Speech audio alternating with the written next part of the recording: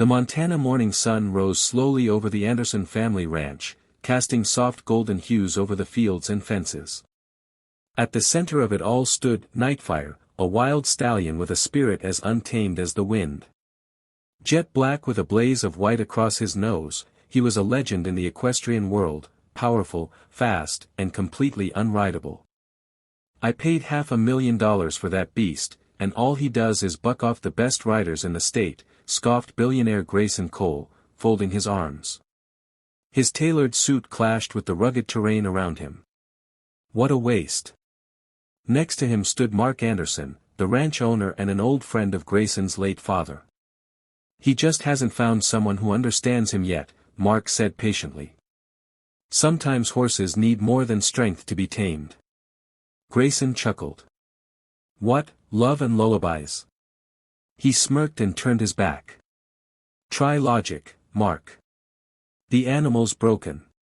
Just then, a small figure peeked around the stable post. 12-year-old Lily Anderson stepped into the sunlight.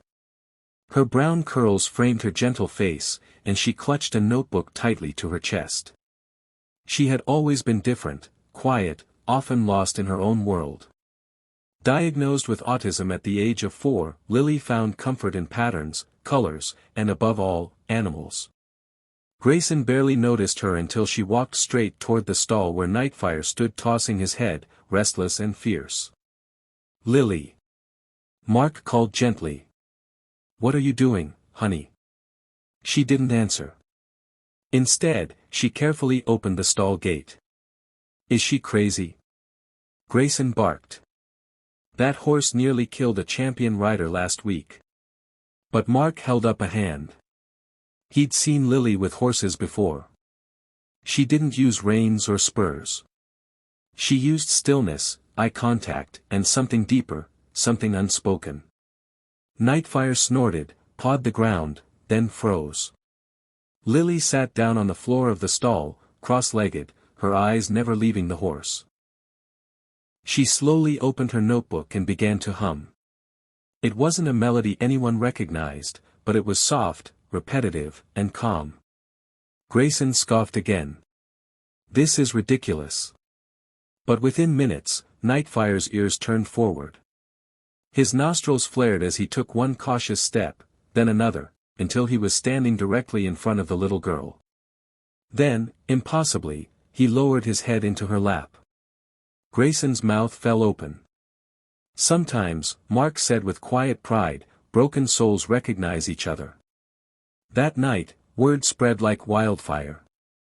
A child had done what no adult, no professional, no cowboy could.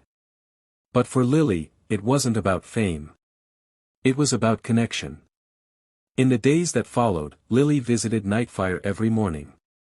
They developed their own language, touches, hums, and gestures. She never demanded, only invited. Slowly, she introduced a saddle. Then a lead rope. And finally, one bright afternoon, she climbed onto his back. Grayson had returned to the ranch that day, mostly to prove to himself that the earlier display was just a fluke. But when he saw Lily, small, fragile Lily, riding the stallion like they were born together, something inside him cracked. The laughter didn't come this time. Only silence.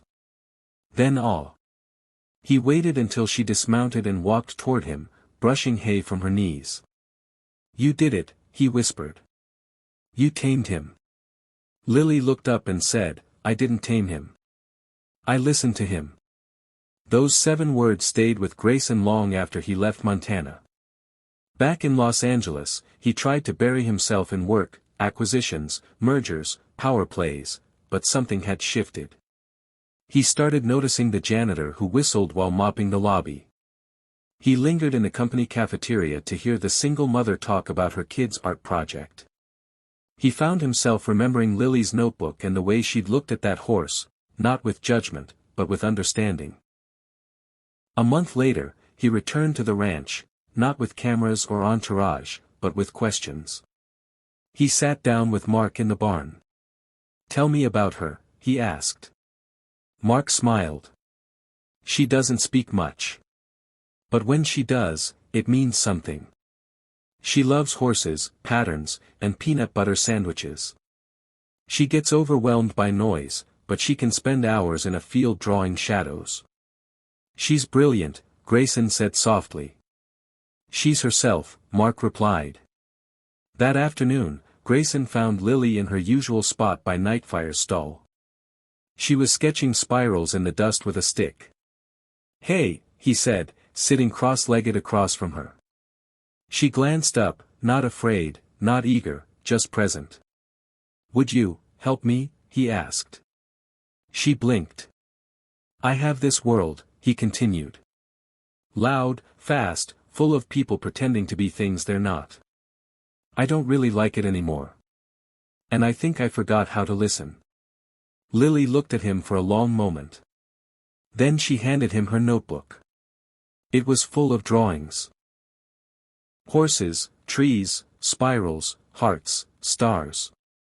But in the center was a picture of Nightfire, and a little girl with brown curls sitting beside him.